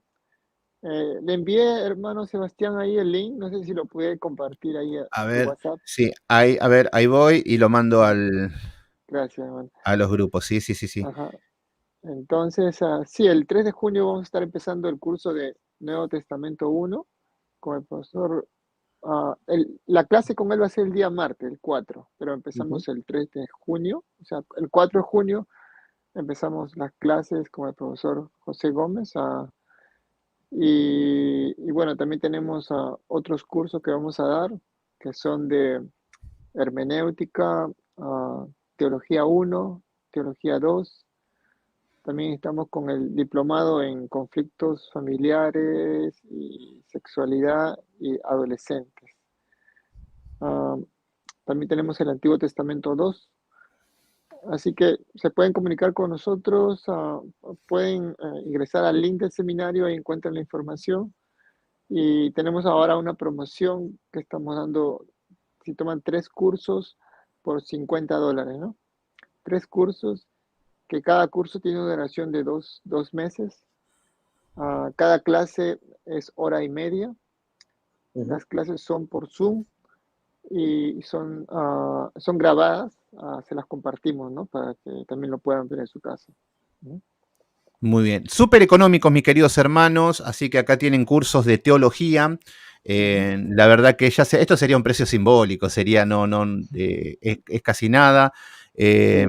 La verdad que se hace por amor a enseñar. Acá vemos personas que son profesores capacitados, tienen títulos. Yo soy un youtuber que hace estudios bíblicos, pero por eso yo admiro a las personas de estudio, a las personas que están preparadas. Y hay mucha diferencia cuando los profesores están preparados y capacitados. Entonces es muy lindo que tengamos estas ganas de estudiar, de prepararnos, de capacitarnos, de predicar el evangelio con un buen fundamento, de conocer bien de lo que creemos, estar totalmente convencido, no que cualquier vientito de doctrina nos tumbe. Entonces está muy bueno, tenemos que capacitarnos, por eso es una gran bendición que Dani acá y el profe José estén proponiéndoles acá tienen, le pongo nuevamente, lo que es el seminario, pueden entrar a la página, pueden conectarse, así que hablan con Dani. Dani, ¿cuáles son tus redes sociales? Y también la del profe, así se comunican con ellos también, cualquier consulta que tengan. Sí, me pueden escribir a mi canal de Dani Padilla 93 en Instagram, en YouTube también es el mismo, Dani Padilla 93. Bueno, también pueden escribir al seminario, es en inglés, Theological Seminary Faith and Truth, en Instagram y en YouTube también tenemos una plataforma, en Facebook también. Y bueno, el profesor José, sus redes sociales para que lo puedan seguir, los puedes mencionar. Sí, Dani, mi Instagram es DRJA Gómez, Dr. J.A. Gómez, y ahí me pueden seguir. Es público y cualquier pregunta que tenga también estamos ahí disponibles. ¿Ven? Muy bien. Excelente. Bueno, continuamos entonces con este tema del Nuevo Testamento. Cuando el apóstol Pablo menciona en una de sus cartas sobre el tercer cielo, ¿a qué se refiere, profesor José? Y en ese pasaje, ¿por qué lo menciona el apóstol Pablo? ¿No? Porque a veces podemos imaginarnos, o sea, si especifica tercer cielo es porque debe haber otro cielo. O sea, para que, más o menos para que podamos saber más, profesor. Sí. El tercer cielo en el Antiguo Testamento siempre es conocido como el lugar donde Dios y los ángeles habitan. ¿Okay? Y hay numerosas evidencias de eso en el Antiguo Testamento. ¿Okay? Pablo utilizó esa palabra porque, siendo el judío, entendiendo eso, él utilizó esa palabra para describir a dónde él fue llevado. El primer cielo lo entendemos como el cielo atmosférico. Nosotros tenemos evidencia bíblica sobre eso, principalmente cuando leemos pasajes que tú, Señor, desciende la lluvia, desciende la nieve. Esos son movimientos atmosféricos y se me habla de ese primer cielo, la atmósfera. El segundo cielo es ahí donde está el espacio. Y nosotros podemos ver eso como en Salmos capítulo 8, donde dice, oh, cuando veo la creación de tus manos, las lunas, las estrellas, ahí me está hablando de ese segundo cielo. Y el tercer cielo ya eso es conocido como el lugar donde habita Dios. Y claro, cuando habla Dios y dice, cuando yo hablé desde los cielos, cuando Jesús es bautizado, se abrieron los cielos, él dice, este es mi hijo amado, se debe escuchar, con él tengo complacencia. De ahí el Señor está hablando de ese tercer cielo. Y cuando Pablo fue llevado a ese tercer cielo y él vio lo que él vio, estamos hablando de ese lugar donde habita Dios y los ángeles. Muy bien, sí, yo también veo exactamente lo mismo acerca de esas líneas, esa división de la atmósfera hasta donde podría llegar el hombre. Después tenemos todo lo que es la parte del espacio y ahí encontramos donde habita Dios y los ángeles. Por eso tenemos escenas, por ejemplo, que Isaías también es como que tiene una imagen y que ven lo que hay en esa situación. Sí. Y bueno, y ahí estamos viendo, Pablo, que acontece algo igual. Yo sé que esto al hombre se le da mucho. Hoy encontramos gente donde dice, ¿de dónde venís? Del cielo. Después fui al infierno a ver un poquito cómo estaba la cosa. Y a la gente le motiva esto. Pero siempre trato de dar una enseñanza que lo que tenemos que entender es que cuando dice el cielo o el tercer cielo es donde está Dios, que viene de parte de Dios. Por ejemplo, cuando vemos que en Apocalipsis dice, cayeron granizos de lo alto, del cielo. ¿De dónde viene? De parte de Dios. Entonces, muchas veces los juicios y los castigos vienen de parte de Dios. Entonces, tenemos que saber que viene de lo alto. Entonces, cuando vemos, siempre que hablamos del cielo, estamos hablando de Dios, de dónde está. Ya sea donde esté, no tenemos una dimensión de cómo entrar, porque hay gente que se empeñan en querer. Gigi Ávila dijo que una nave rusa vio la Nueva Jerusalén, tomó fotos. No es para que nos volvamos locos con eso, sino saber que es donde está Dios. No tenemos una dimensión. Lo que único que nos muestra es que aunque haya una lejanía para el hombre que es totalmente imposible llegar, Dios tiene todo el acceso para enviar a sus ángeles, los mensajeros, para estar entre medio de nosotros. Entonces nos habla de la característica del poder de Dios. Entonces, cuando vemos que en el cielo estamos hablando de que viene de parte de Dios. Por ejemplo, cuando vemos, por ejemplo, que viene de otro lado, no sé, por ejemplo, cuando están Saúl y la divina de Endor, y que ya sé que es un tema ahí, pero cuando están Saúl y la divina de Endor dicen, ¿qué es lo que ven? Veo dioses que vienen debajo. No viene de Dios, no viene de lo alto, no viene del cielo. Ahí están viendo dioses, ahí están viendo a un hombre, pero bueno, ¿y qué podemos esperar? Era una bruja y un impío, Saúl y una bruja. Entonces, ¿qué van a hacer más que incorporar demonios? Entonces, ahí es donde empezamos a ver de dónde viene. Entonces, por ejemplo, hay veces que viene un juicio. Este diablo que lo tengo que atar, que lo tengo que reprender. No, Dios te está abriendo los cielos para que venga un juicio. El mismo Señor nos dice en Deuteronomio 28, nos habla de cielos de bronce. Están cerrados los cielos. Que la bendición viene de lo alto. Por eso vemos que la lluvia viene de lo alto, la bendición, vienen los rayos. Bueno, todo viene de parte de Dios. Incluso vemos que el salmista dice, alzo mis ojos a los montes, ¿de dónde vendrá mi socorro? Está mirando a Dios, buscando a Dios. Eso es lo que representa en simples palabras. Pero a veces es una ocasión para ponerme en una posición de superioridad que yo, no ustedes dos, yo me fui al tercer cielo y estuve caminando con Dios. Y el Señor me dijo, Sebastián, ven que te mostraré el tabernáculo. Ay, Señor, ¿a dónde quieres que vaya? Bueno, y hay tantos delirantes hablando así y no entendieron que son formas de enseñarnos para ver dónde está Dios, dónde lo podemos encontrar. No es para otra cosa. Y si le pasó a Pablo, o le pasó a Isaías, o a Juan, o a lo que sea, era para enseñarnos a nosotros. No es que el hombre ahora tiene acceso para entrar al tercer cielo o ir al infierno, no es para eso. Entonces son enseñanzas para que podamos entender cuál es la dimensión, y es lo que el Señor nos permite ver. No hay mucho más que lo que nos muestran las Escrituras. Por eso no tenemos que pensar más de lo que está escrito. Yo no puedo empezar a sumarle cosas de lo que hay, que soñé. ¿Saben qué? Soñé que fui al cielo y había una mesa de billar. No puedo poner mis conocimientos, mis conceptos a lo que ya está escrito. Entonces ahí es un término, incluso Pablo en ese momento le estaba hablando de que él tuvo esta revelación de ir al tercer cielo, pero como diciendo, sí, pero aún así no me jacto de nada, pues estaba en Corintios, donde todos eran voladores, donde todos iban a... entonces todo tiene una enseñanza, tiene un porqué. Así es. Según lo que menciona el apóstol Pablo en una de sus cartas, cuando un cristiano muere, se va directo a la presencia del Señor, profesor José. Oh, sí, una buena pregunta, mi hermano.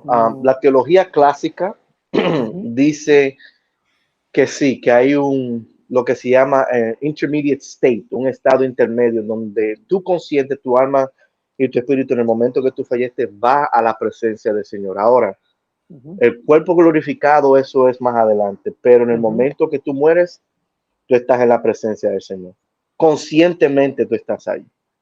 Eso es clave, principalmente para personas cuando uno está hablando, está dando esa información, en inglés dicen the last rites, ya cuando la persona está en la cama para entregar esa vida que ya pronto se irá. Es bueno saber que la persona que entienda que en el momento de que esa persona cierre los ojos, abrirá los ojos en la presencia de Dios. Eso es como la teología clásica lo describe, perdón. Sí, yo lo que, por ejemplo, sí, tiene que ver con eso, que si bien no hay mucha luz tampoco como lo que tenemos, y por lo menos lo tratamos de exponerlos, aunque habrán posturas diferentes y todo, pero cuando vemos, por ejemplo, en el rico y Lázaro, vemos la imagen de que hay un lugar de tormento para el que no está en Cristo, y tenemos el seno de Abraham, que era un lugar de descanso.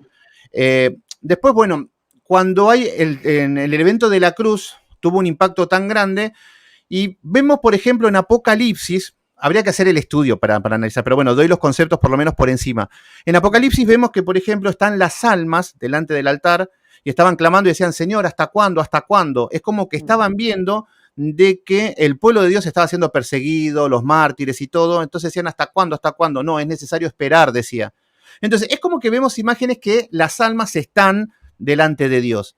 Entonces, es un poco eso. Yo en esos temas, mucho, al no tener tanta luz, yo explico un poco lo que veo, lo que hay, y las posturas ya, bueno, cada uno puede tomar una postura que si las almas están delante de Dios o no están delante de Dios.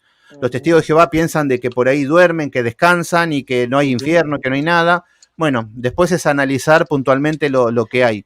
Pero eso es lo que por lo menos enseño con la luz que tengo de las Escrituras y está en sintonía con lo que dice el profeta. Igualmente.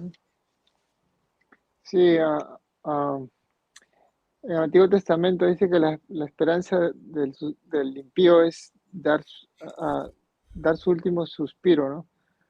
En cambio, la del cristiano es, como dice el apóstol Pablo, en 2 pasajes lo dice, ¿no? Que el cristiano, pues, va a la presencia del Señor, ¿no? O sea, una esperanza grande, ¿no? De todo cristiano. Él dice que para el morir es ganancia. El vivir es Exactamente. para Cristo, el morir es ganancia. Exactamente. Incluso hay otro pasaje cuando él dice, si no sabe si quedarse o irse con el Señor, porque de las dos maneras es necesario, ¿no? Para ayudar a los hermanos, como también si va a la presencia del Señor, por ambos lados de ganancia. Sí. Hay un pasaje cuando habla sobre Felipe y el eunuco, y menciona que Felipe es trasladado de un lugar a otro por el poder del Espíritu. ¿Qué nos puede decir sobre ese pasaje, profesor José? Wow, ese pasaje es interesante, mi hermano, porque hay personas que lo describen de diferentes formas. Yo pienso que lo que tenemos que hacer primero es ver la palabra arrebatado cuando fue llevado. Esa palabra en el original hay que estudiarla, porque esa palabra, el mismo autor que es Lucas, que está escribiendo eso, él usa esa misma palabra para hablar creo que en Hechos capítulo 23, versículo 10, en donde Pablo parece que iba a ser apresado, atacado, y fue llevado por otro lado. Cuando vemos esa palabra en el original, me habla de ser arrebatado o de ser llevado por violencia o ser movido de un lugar a otro. Entonces, si vemos el uso de esa palabra en estos dos diferentes pasajes, en el mismo libro por el mismo autor, yo pudiera deducir, y puede ser que sea posible, de que opción número uno, lo que ocurrió con Felipe no fue un arrebatamiento en sí del espíritu, en donde él fue trasladado como si fuera Star Wars o Star Trek, de un lado para otro, ¿ok? Sino que ya le entendió por mediación del Espíritu Santo que el tiempo con el eunuco terminó y el eunuco siguió su camino y él siguió el de él y ya no se vieron más. También sí puedo decir que es probable que él fue movido, porque para Dios no nada es posible, pero yo no he visto en la palabra que haya otro evento de esa manera, donde la persona no fue arrebatada al cielo, como nosotros vemos con Enoc, Elías, sino que físicamente fue llevado de un lado para otro. Eso solamente lo vemos en ese pasaje. La forma puede ser explicada de esa misma forma. Aquí lo que pienso que hay que prestar atención es que Felipe sí tuvo ese encuentro con el eunuco y que él fue movido por el Espíritu Santo para llevar a cabo esa conversación con él y ese bautizo y todo ese encuentro que tuvo con él. Pero cuando yo veo, porque la Biblia se interpreta por sí misma, cuando yo veo ese pasaje y lo veo en el otro lado, y yo veo cómo se utiliza esa palabra para lo que pasó con Pablo, que fue llevado para ser arrestado por Dios, forzado para otro lado, pero veo que con Felipe fue de la misma forma. Yo deduzco de que no fue algo que el Espíritu Santo lo levantó y lo llevó para otro lado. Yo pienso que es que él fue movido por el Espíritu Santo a ir a otro lado. También Pablo habla sobre eso. Él dice, ya fuimos llamados por el Espíritu Santo para ir para esta región para hacer esto y para hacer lo otro. Amén. Me gustaría escuchar a mi hermano Sebastián sobre este punto, pero esa es la forma que yo lo veo. Sí, yo lo que veo es el capítulo en general y ver cuál es la edificación para el pueblo. Por ejemplo, podríamos discutir si quién podría bautizar, si tiene que ser un pastor, si puede ser cualquiera, si me puedo bautizar en un río con... No sé, se podría analizar y ahí podríamos ver un asunto doctrinal, pero decir de que Felipe fue arrebatado o no, ¿en qué te edifica? Esto es lo que tendríamos que decir. Por ejemplo, hay personas que me hablan, no sé, los dinosaurios, ¿qué pasó con los dinosaurios? Y no sé, hay evidencias, ¿cuándo pasó? No sé. La pregunta es, ¿en qué te edifica? ¿En qué te santifica? ¿En qué te hace crecer en amor, en mansedumbre? ¿En qué hace que... A eso es lo que vamos. Entonces, este versículo lo único que da pie, más allá de que están en esas dos posturas, o fue arrebatado por el Señor, o en espíritu, o lo que sea, o simplemente salió de ahí y se fue a otro lado, no hay muchas. Pero esto da lugar a personas, yo escuché un apóstol, Rafael Ramírez, que decía que iba llegando tarde a una iglesia, iba en el auto y se durmió y cuando se despertó estaba en la iglesia. Y todos decían, qué rápido que llegaste. Bueno, se teletransportó. ¿Por qué? Porque Felipe se teletransportó. Y vemos tonterías así que si da lugar a eso, es mejor decir, bueno, tenés esta opción, punto. Listo. ¿En qué te edifica esto? Y bueno, no sé, a mí no me edifica mucho, más que entrar en un mundo de que puedo viajar en el tiempo, volver al futuro y cosas así. Entonces, a la hora de enseñar esto, explicamos, lo analizamos, vemos las posturas y vemos qué es lo que más nos edifica. Y después seguimos de largo. Y después el que quiere investigar más y hurgar más, que se meta. Yo por lo menos hago eso en los textos que mucha luz no me da, o por lo menos no encuentro mucha respuesta. Siempre tomo esa postura, por ahí soy muy básico, por ahí alguna persona más preparada, más capacitada, puede dar argumentos teológicos más firmes, pero yo en estos casos así prefiero decir hasta acá lo que tenemos acá y lo que el Señor nos reveló hasta el momento. Sí, hay cosas que si leemos las cosas que ha hecho Dios, pues algo que solamente Él puede hacer, ¿no? Como cuando habla en el caso de Balán, que habló la burra, y cosas así, son cosas que las personas, a menos el inconverso, no va a creer. Lee la Biblia, que habló un burro, o sea, pero Dios puede hacer todo eso, ¿no? O sea, como también Sí. como el pasaje de Elías, ¿no? Que unos dicen que fueron cuervos, otros dicen que fueron unos árabes. Entonces sí hay cosas que no son muy claras, ¿no? No, yo estoy de acuerdo con lo que dice mi hermano, o sea, perdón, Dani. Sí, Lo más importante es, cuando miramos el pasaje, ¿qué nos edifica aquí a nosotros? exacto. Sí. Hay veces que personas se envuelven, como dicen en mi país, buscándole la quinta pata al gato. Ya, Se sí, matan claro. por eso. Y, Sí, sí. al fin del cabo, ok, felicidades, descifraste la fórmula, pero ahora, ¿en qué nos edifica eso? Claro. Porque así cuando vemos nosotros, esto fue una conversación que tuvo Felipe con Lucas. Mm, Eso fue de tú a tú y Lucas comenzó a escribir estas cosas. Pero Lucas, siendo griego, utiliza esa palabra y lo utiliza también por otro. Quizás Felipe lo que le estaba diciendo, en ese momento quería seguir hablando con el eunuco, pero sentí por el Espíritu que a la fuerza me tenía que ir yo caminando ahora para otro lugar. So, Claro. so puede ser así, pero aquí lo más importante es la conversación y el diálogo que tuvo Felipe con el eunuco. Que Eso eso es lo fue más claro, importante. Un hombre claro, sediento de la palabra, que no entendía, que aparece un mensajero de Dios. Bueno, eso es lo maravilloso. Pero hay veces que, por ejemplo, o en los chats vemos que por ahí estamos hablando de algo y por ahí, no sé, la Tierra, ¿es redonda o es plana? Y ahí empiezan todo. Me da igual, porque ¿en qué me santifica que la Tierra sea redonda o plana? Lo podemos charlar un poquito, pero que no sea el objeto de debate y de charla. claro, Entonces, a eso lo caño. Entonces, muchas personas, como dice el profe, se enredan hablando, debatiendo, queriendo ganar el debate, y después dice, bueno, a seguir pecando, y viven su vida como impíos. Entonces, ¿de qué te claro. sirve? No impactó en nada la palabra, no pudiste absorber nada de las enseñanzas, y eso es lo triste muchas veces cuando están buscando el problema, el error o cosas para debatir. Y es un tema, a mí esas cosas no me gustan, a mí cuando hay debates o me quieren invitar siempre, Sí, vamos a no, debatir y esto, no porque me cansa, no me edifican nada ni a la claro, sí. gente. Entonces entiendo que asuntos doctrinales sí, por ejemplo, si hay que hablar del tema de la salud espiritual de una iglesia, las lenguas sí, lenguas no, cómo aplicarla, bueno, tiene que ver con que si vos vas a una iglesia, están todos hablando en lengua, no te dejan, te vas a ir, y que bueno, se podría tratar, pero no con el objetivo de humillar, de pisar. Entonces, estos temas así dan mucho a qué hablar, a pensar y siempre hay que buscar la edificación. Después el Señor te lo mostrará o no, pero ya es otro tema ese. Sí es. Amén. ¿Habrá alguna pregunta, hermano Sebastián? No sé si A ver si hay para... alguna pregunta, mis queridos hermanos. A Ajá. ver, bueno, mientras Elías se fue en un carro de fuego, están diciendo acá. Bueno, a ver, mis queridos hermanos, aprovechen para hacer una pregunta. Creo que había una por ahí, la estoy buscando. ¿Qué hay del ladrón en la cruz, profe? Acá estaban hablando del tema de la muerte. Sí. ¿Cuál de los dos ladrones? Eran No, dos. no, el ladrón que cuando muere, que el Señor le dice, estarás conmigo en el paraíso. ¿Qué pasó con ese? ¿A dónde va? O un poco, pues, creo que están preguntando por eso. Acá me están haciendo esta pregunta. Sí.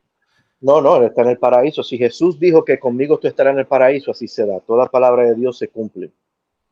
Si él lo dijo, así es. ¿De dónde Perfecto. está el ladrón? El ladrón está en la presencia. Y para los que estaban diciendo de que Elías fue raptado en un carro aquí, es diferente a lo que pasó con Felipe. Felipe no fue raptado, no fue para el cielo y se quedó allá arriba como Elías, no.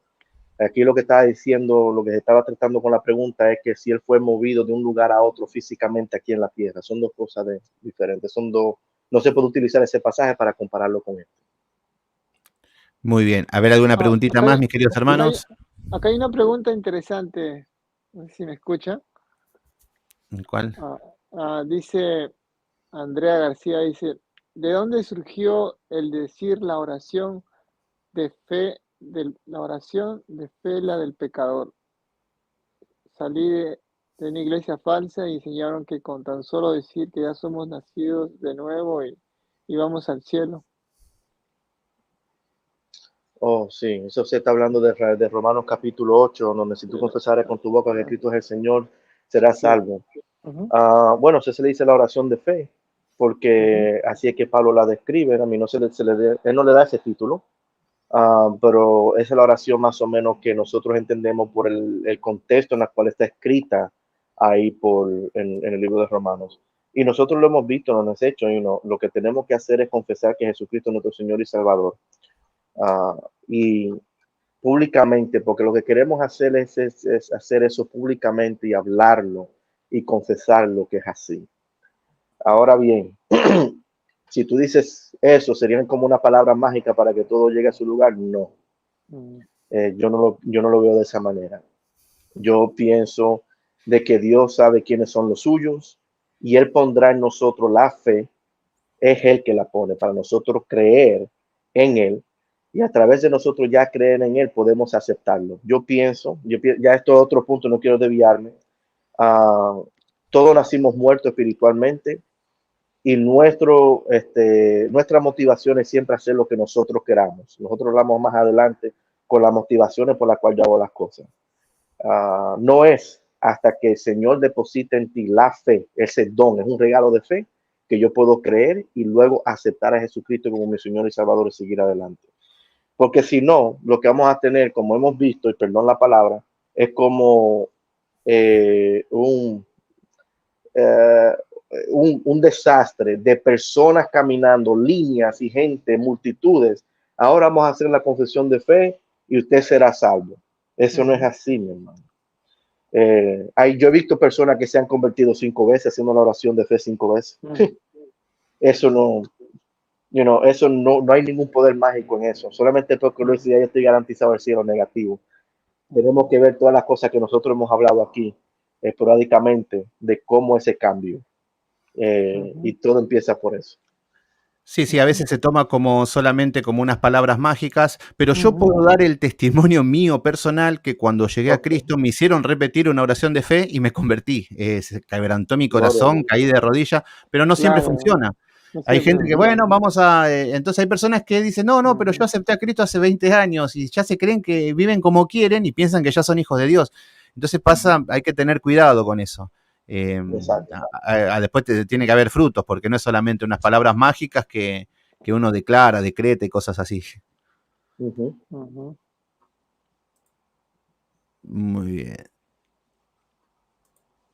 Las declaraciones de fe. Bueno, ¿alguna preguntita más, mis queridos hermanos? Sí, una pregunta más. Me sorprende, bastante conectados porque es un horario que generalmente no transmitimos. Bueno, se conectaron muchas personas, lo van a volver a ver seguramente muchos hermanos. Si quieren volver a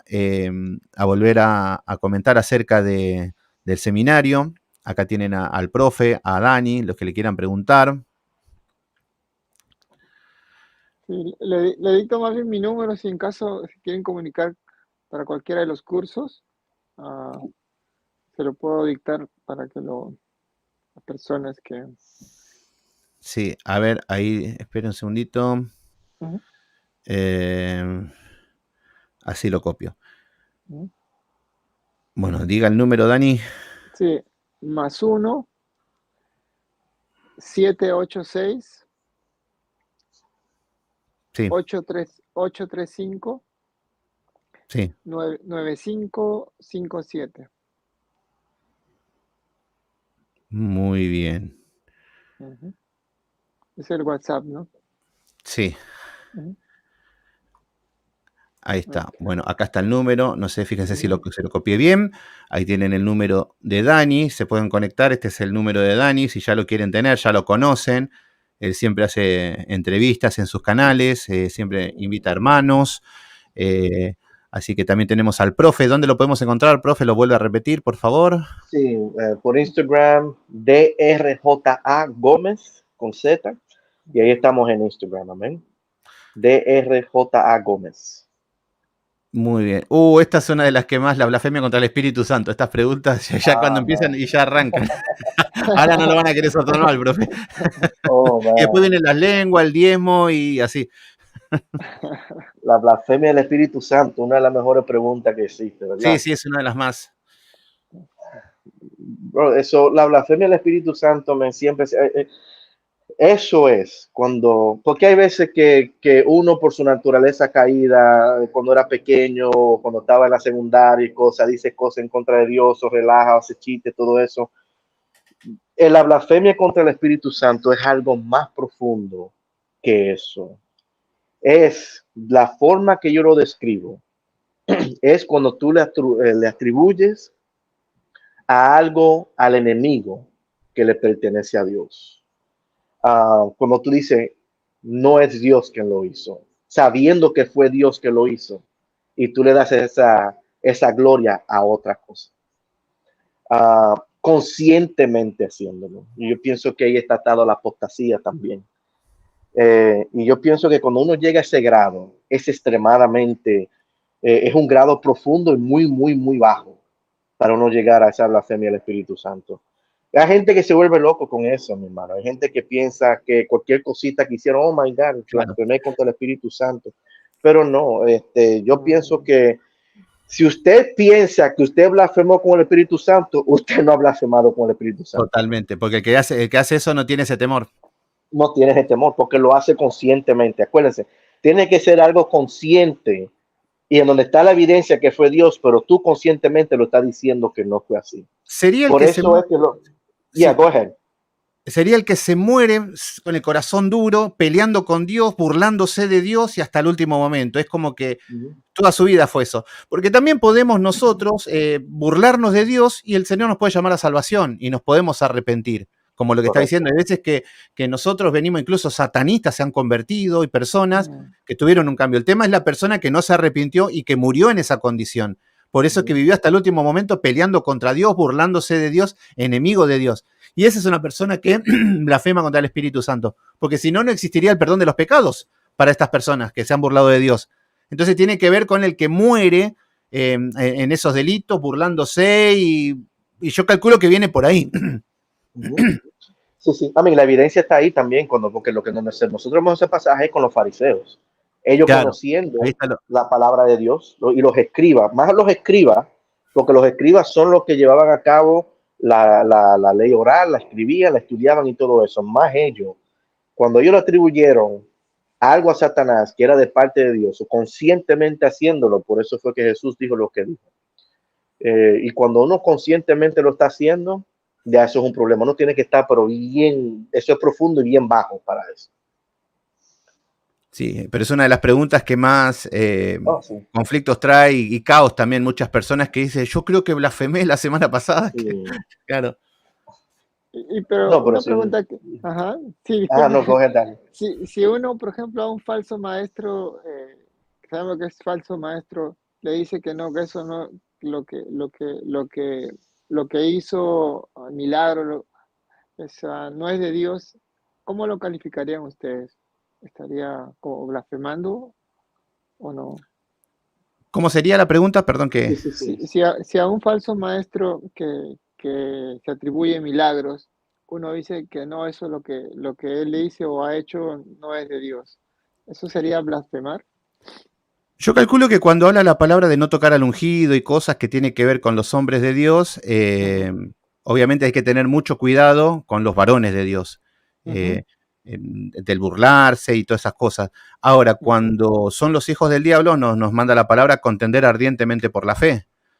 Yo calculo que son dos cosas diferentes. Y ahí es donde está el miedo de las personas que piensan que cuestionar a un falso maestro te va a llevar al infierno. Y no funciona así.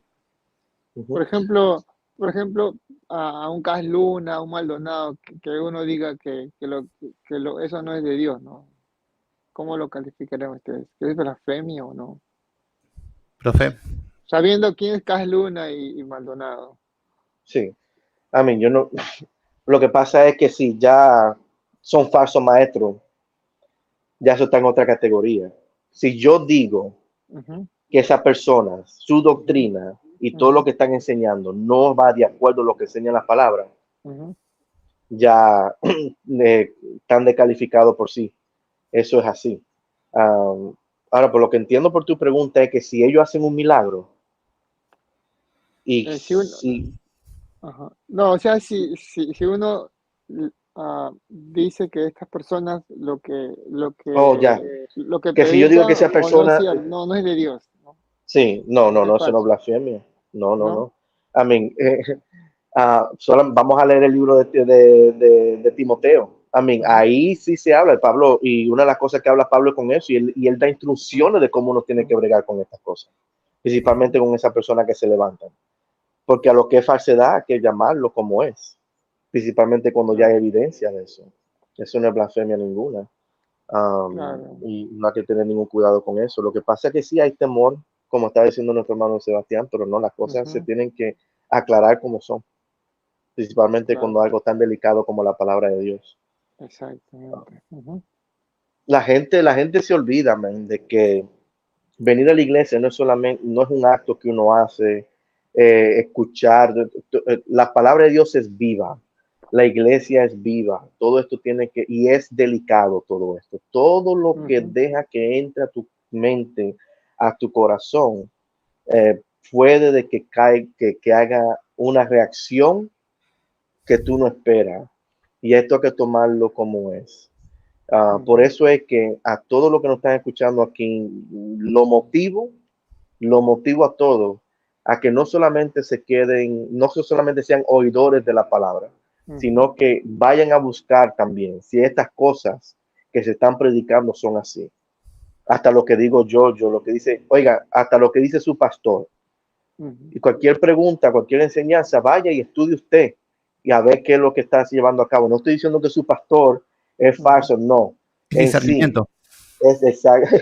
Lo que tenemos que hacer es crecer juntos y de edificarnos juntos y a ver cómo nosotros podemos seguir adelante con eso. Pero cuando las cosas no son así, uno tiene que llamarlo como es.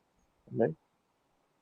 Sí, es como los hermanos de Berea, ¿no? Que recibían con mucha solicitud lo que el apóstol Pablo les predicaba, pero iban y corroboraban con la escritura, ¿no? Ujú. A ver si Eso estas es lo que cosas eran decían. así. Ujú, para Ujú. ver si eso era así, así es. Bueno, muy Ujú. bien. No sé si creo que anda mal esto, pero hay 29.000 conectados. No sé si es el número, creo que no. Hay veces que como que se va, Ajá. pero ayer también estábamos conectados eran un montón, pero y eran gente que saludaban, así que no sé si estará medio loco esto o realmente se estarán conectando muchas personas. Bueno, Pero bueno, los que estén, ya sea uno o sea miles, que mm, la palabra llegue a quien tiene que llegar. amén. Y la verdad que me encanta todos estos temas, lo que es Biblia, palabra. Acá los hermanos también están haciendo muchas preguntas. ¿Qué más? ¿Alguna preguntita más, mis queridos hermanos? Una última pregunta ya para, a ver, A ver. Sí, YouTube está loquito, sí. 29.000 conectados, me parece que está bien. El canal tiene creo que casi 90.000 suscriptores, pero no mm, siempre llega al alcance este, así que no sé. Yo dudo, no sé, pero bueno, ojalá que cada vez se conecten más. sería bueno. Bueno, acá hay una pregunta. ¿Es bíblico la Ujú. danza? Muchos dicen que el Espíritu Santo los hace danzar a los cristianos. ¿Profe? O Dani, no sé. Mm, No, yo no, I mean, yo pienso que la danza está bien, I mean, yo pienso que tendríamos que preguntar un poco más, qué el tipo de danza que esa persona está hablando, de esas organizadas que se llevan a cabo durante la adoración, que hay veces que tienen un ministerio de danza para eso. Yo veo que esas son cosas que o si estamos hablando ya del nivel personal, creo que es lo que está hablando de que a veces el espíritu hace que las personas dancen. Um, yo, yo soy de la persona que digo que todo debe de hacerse todo bajo un orden. Tenemos que ver qué es lo que dice la palabra de Dios. Ahora, si estamos viendo una danza en donde ya la gente está desordenada, moviendo la silla, empujando al otro de al lado, corriendo, remolineando, como se dice, El desorden, el caos. o el desorden y todo eso. Ya yo pienso que yo miro eso y yo digo, bueno, quizá hay un factor aquí de la que la persona está llamando la atención, pero hay que ser sabios con estas cosas. Sí, hay veces que yo me gozo en el Señor. Yo soy dominicano. So, la sangre del gozo está por dentro de mí, pero eh, hay que, y claro, cuando estamos adorando al Señor, siempre a veces uno quiere un deseo de brincar, un deseo de aplaudir y todas esas cosas, pero ya cuando la cosa se está llevando un poquito más, que yo he visto, donde le dan la vuelta corriendo a la iglesia y todas esas cosas, ya yo pienso que ahí ya las cosas son un poquito diferentes. Muy bien. Uy, bueno, y ahora arrancan con todas las preguntas. ¿Qué es danzar en el espíritu? Ahora no lo quieren soltar más. Sí, porque siempre son las preguntas que diezmo, pastorado femenino, lengua, siempre, bueno, son los temas que siempre nos hacen preguntas. Pasa que hay muchas iglesias que hacen muchas prácticas, entonces muchas personas tienen dudas, que sí, que no, entonces como que preguntan, vuelven a preguntar y son cosas que... No, y yo lo que, a mí, y hay veces que tenemos que ver qué es lo que la palabra de Dios dice sobre estas cosas, y eso es lo importante.